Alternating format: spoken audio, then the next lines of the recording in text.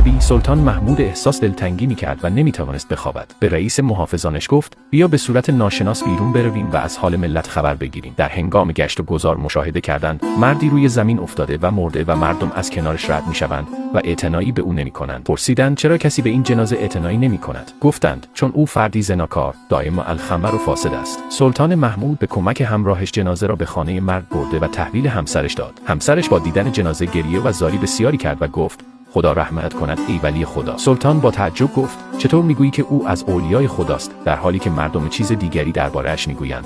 زن گفت شوهرم هر شب به مغازه مشروب فروشی میرفت و هر چقدر میتونست مشروب میخرید و میآورد خانه و درون دستشویی میریخت و میگفت الحمدلله امشب این مقدار از گمراه شدن مردم کمتر شد. بعد به منزل یکی از زنان فاحشه و بدنام میرفت و به او پول میداد و میگفت این درآمد امشبت. امشب درب منزلت را تا صبح ببند و از کسی پذیرایی نکن. من همواره او را ملامت میکردم و میگفتم مردم درباره ات دارن قضاوت میکنن و جنازه ات روی زمین خواهد ماند و کسی تو رو دفن نمیکنه.